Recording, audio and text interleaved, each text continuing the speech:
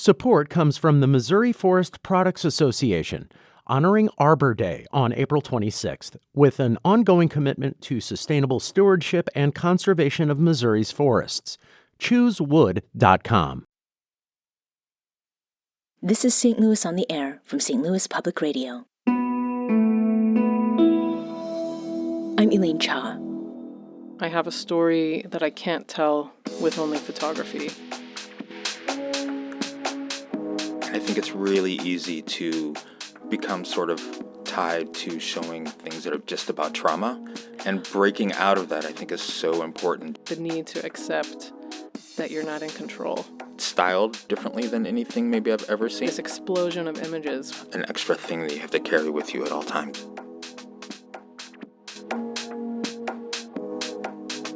This weekend, Cinema St. Louis kicks off its 17th season of QFest, a festival featuring a curation of films focused on queer identity and experience. And in alignment with its aim to put stories on screen that typically need to be sought versus readily found, this year's festival is all about love in so many of its forms. That's not just romantic relationships, which are included, to be sure, but also platonic love, as well as fictive kinship and familial love. Here to talk with us about this year's QFest before it kicks off on Friday and discuss what makes film such a powerful medium for storytelling about queer love of all kinds, we have Emmett Williams, Director of Festival Curation and Education at Cinema St. Louis. Welcome. Thank you. Thanks for having me. We also have Jess Dugan, artist, photographer, and director of Letter to My Daughter. Welcome to you as well. Thank you. I'm happy to be here. Thanks to both of you for joining us today.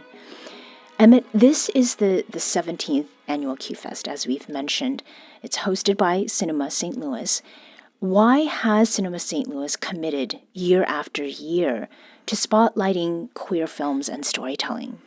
Well, I think that movies are just so magical, whether it's an escape or, spending time with friends and family, or whether you want to watch that 4-hour French documentary, whatever it means to you, it has a power that other mediums and mediums don't necessarily have. And it can also be most importantly, it also can be transformative as far as, seeing yourself on screen. And so I think that's why QFest is so important, is for people to see themselves on screen and know that in a lot of situations that they're not alone, and that these the films that we'll be seeing sort of teach us that you are there is community.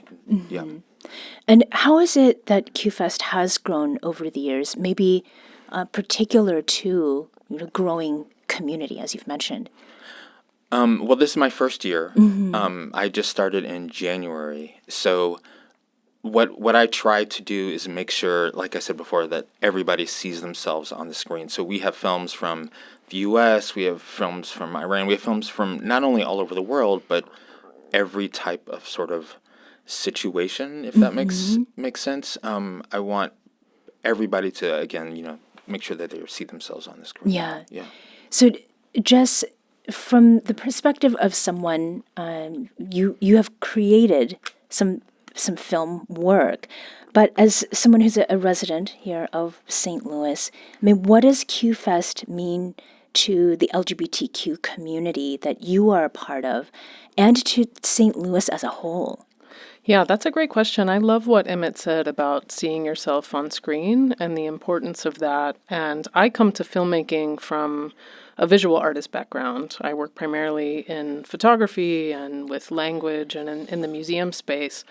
But I have a long history of being committed to creating representations of queer lives and experiences and showing those in public spaces. And I think it's absolutely essential now, more than it has been even in recent years, with all of the anti-queer and anti-trans legislation we're seeing, to keep telling those stories. But it's absolutely essential in places like St. Louis and places like Missouri, which don't always have the large representation that that exists in larger cities. Now, Emmett, you just mentioned that you recently joined in January the Cinema St. Louis team, but you are a filmmaker yourself, and you've curated festivals that happen elsewhere.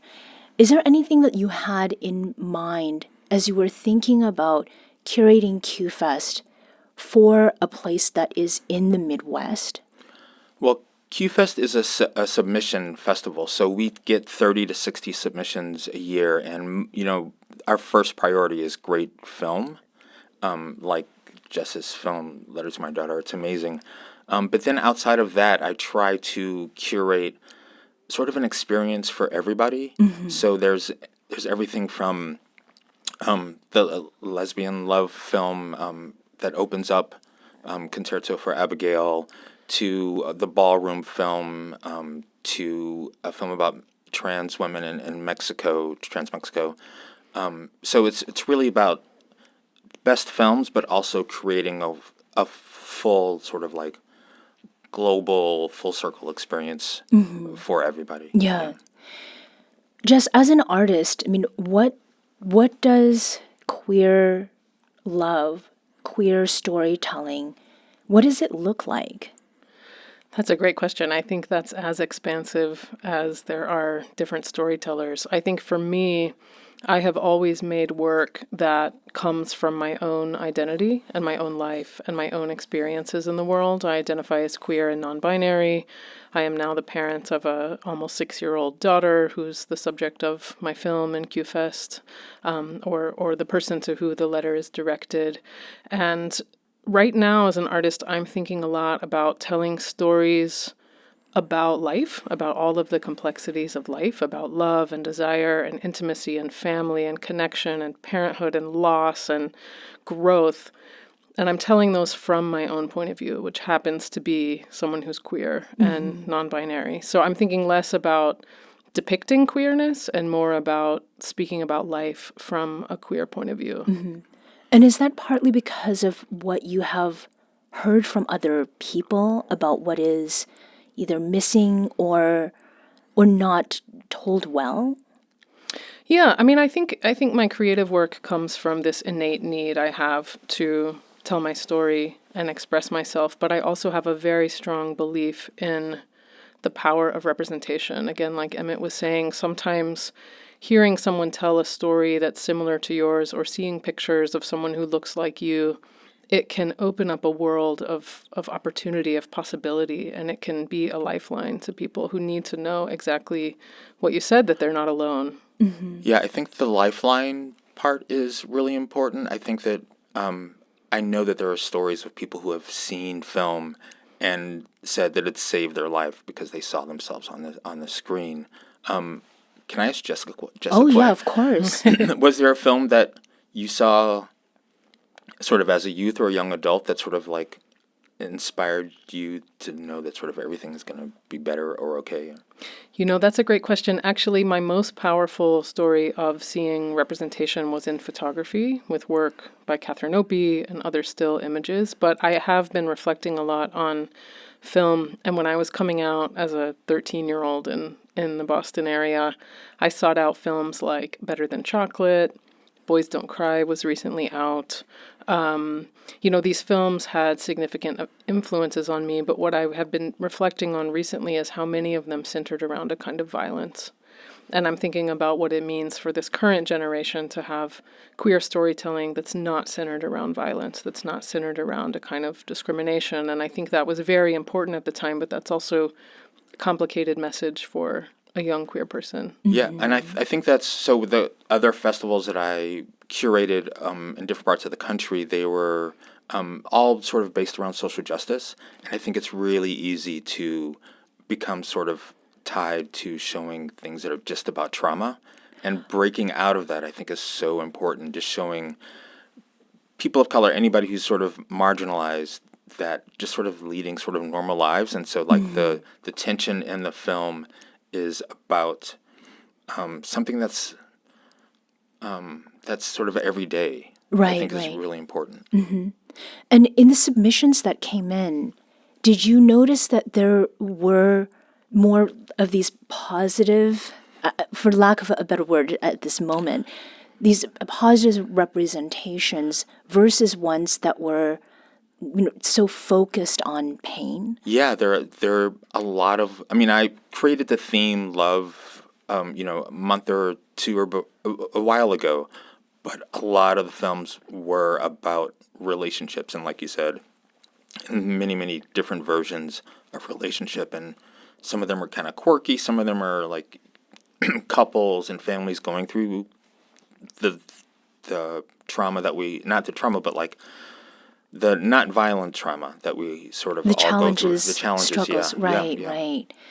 We're going to take a very quick break here, but we will be back shortly to continue our conversation about this year's QFest St. Louis, which opens this Friday, and about queer storytelling and the medium of film. This is St. Louis on the Air on St. Louis Public Radio.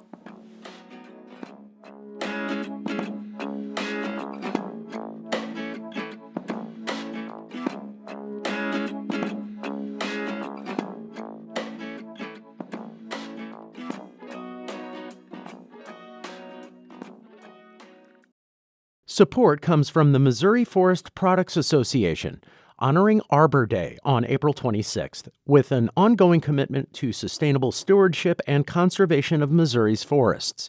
ChooseWood.com. Welcome back. Let's return to our conversation with Emmett Williams, Director of Festival Curation and Education at Cinema St. Louis, and Jess Dugan, artist, photographer, and director of Letter to My Daughter. Before the break, we were talking about representations on film, and specifically about more representation of everyday sort of quotidian life and queer joy. And storytelling, as we've noted, it's a powerful tool in sharing lived experiences that don't get enough attention or are not always handled with care. And it also helps, storytelling helps folks who want to learn more about people who are different from themselves. And that's not the first time that we've talked about that on our show. Filmmaker Bobby Best directed the film documentary Tens Across the Board, which is featured in this year's QFest.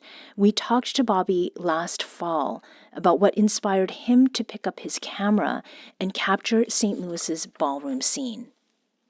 On the East Coast, ballroom culture kind of originated there. And I've always been a fan of it, so even before like Pose was a big thing, the show Pose was a big thing. Sure. I've just always been a fan of it, been a fan of the music that goes along with it, all the house music and everything. And when I got the opportunity to, document the scene here, which I feel is very underrepresented, especially being so close to Chicago, it kind of gets dwarfed. Not even dwarfed, it's just overseen, it's overshadowed. Yeah. I jumped at the opportunity. Okay. So, yeah. And is that the story you're trying to tell in this documentary? The story I'm trying to tell is actually the story of, it's dual. It's dual purposes. It's the story of ballroom with this younger generation of LGBTQI performers in the city, and the story of Maven's Tens. I mean, he made this from the ground up, and a lot of it was made he wanted to create a safe space that he didn't have as he was coming up in mainstream ballroom, and it's very near and dear to him. And when you hear him talk about it, he's so passionate. I just had to document it. Yeah. And who are you envisioning as the audience for this? The audience for this, one would think the ballroom community, but I think everybody can take something from this documentary. It's not just, it's not just about getting your tens. It's not just about walking balls, but it's about community. There's a segment in the documentary where we kind of discover what a house is. And not just a house that walks, but a house that takes care of each other. A house where the mother or the father of the house houses and counsels. And I think that's just valuable in society nowadays in general. That was Bobby Best, director of the documentary film Tens Across the Board.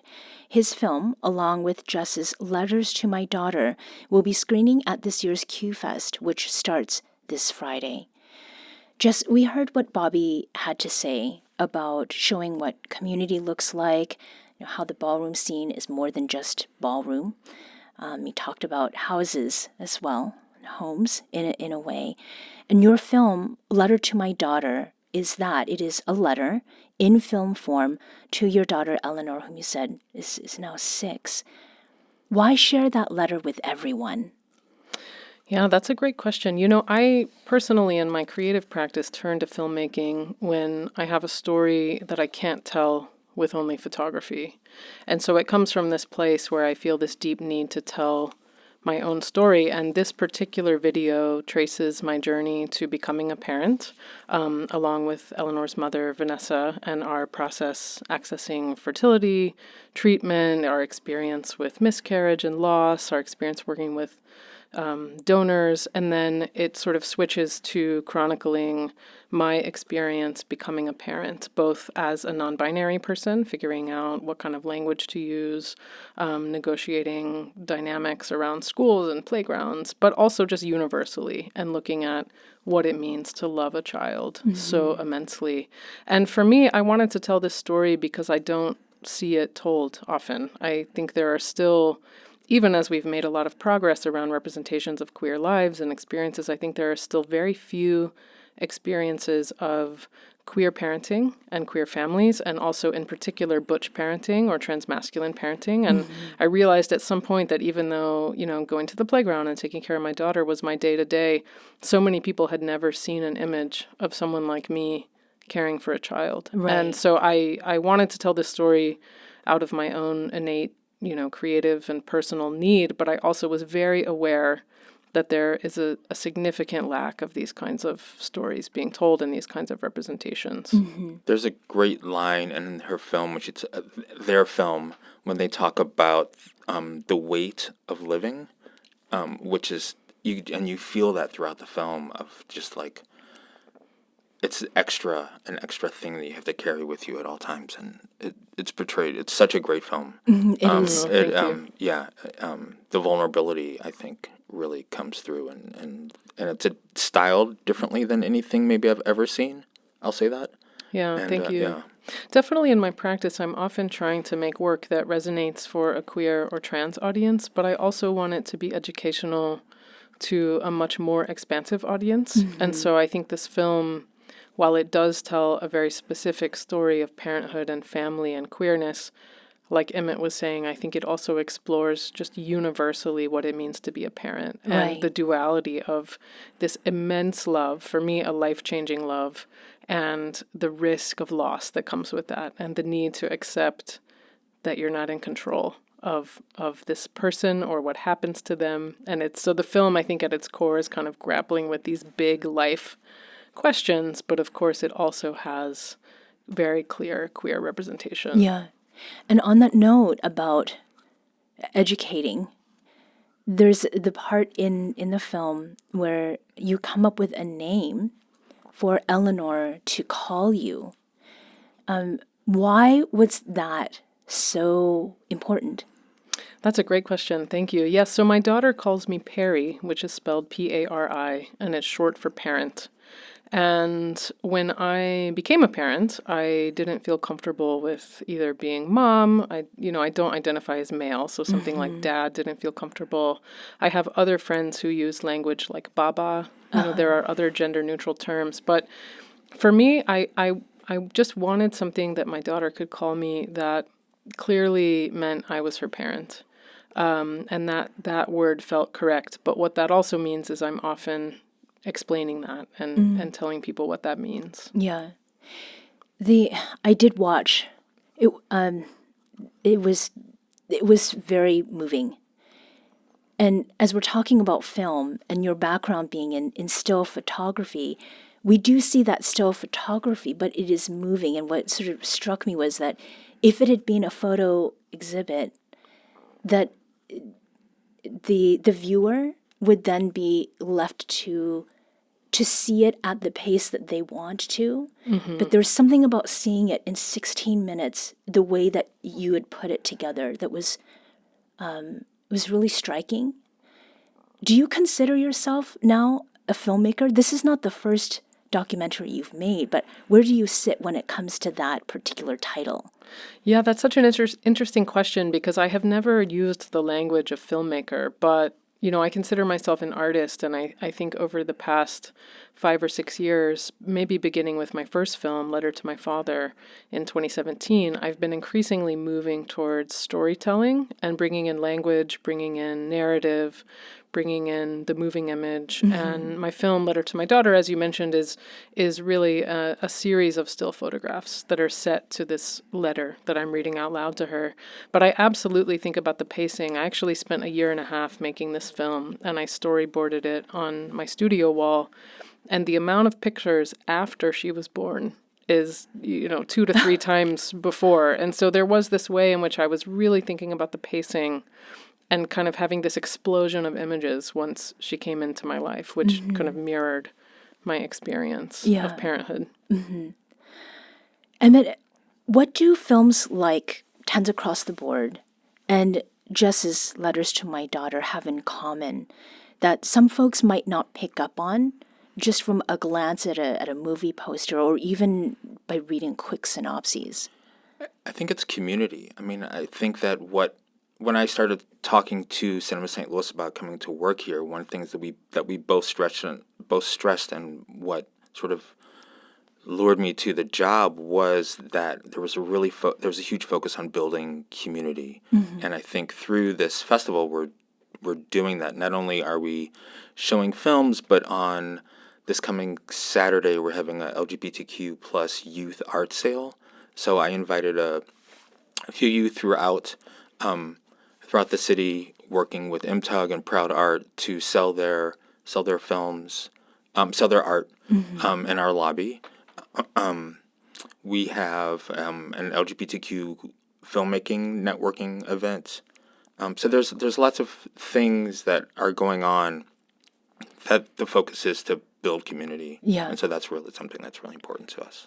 So Jess, how does it strike you that love is the theme of this QFest, and that your daughter, who is old enough to go see this film, that it's going to be happening this way? Yeah, I mean, I love that love is the theme because I feel like I'm at a place in my life personally, and also we're in a place politically where that really just seems like the thing that matters in so many ways. Mm-hmm. Love between people, love between families, love of yourself, love within a community. So I think that's a really poignant theme that can apply to a lot of different things. And, it's actually interesting. I think my daughter's a little too young to see the content of the film, mm-hmm. so she won't actually come see it, which is on one hand disappointing, but she'll see it when she's older. But I'm very excited. This is actually my first film festival, and I'm excited to have my film festival debut in the town where I live, mm-hmm. and where all my friends and family can see it. And very quickly, in about 30 seconds, Emmett, what is the Gay It Forward program? So Jess's film is in a shorts program, and all of our shorts are free. And it's part of our Gay It Forward program, which is a few donors throughout the city who decided that they wanted to make sure that everybody has access to these films. So there's a Gay It Forward program, and it's really special. So all of our shorts, there's 2 this weekend and 1 next weekend, are free to the public. Emmett Williams is Director of Festival Curation and Education at Cinema St. Louis, and Jess Dugan is an artist, photographer, and director of Letter to My Daughter. Jess and Emmett, thank you so much for joining us. Thank you. Thanks.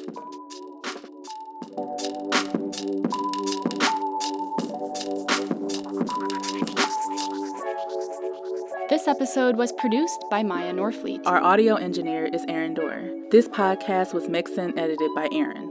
Our executive producer is Alex Hoyer. St. Louis on the Air is a production of St. Louis Public Radio. Understanding starts here. St. Louis on the Air proudly supports local artists by using music from Life Creative Group.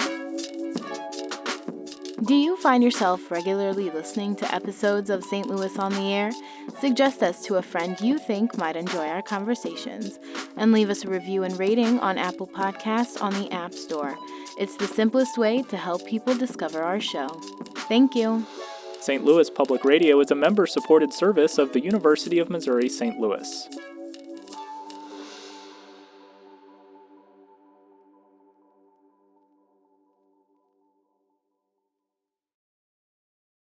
Support comes from the Missouri Forest Products Association, honoring Arbor Day on April 26th, with an ongoing commitment to sustainable stewardship and conservation of Missouri's forests. ChooseWood.com.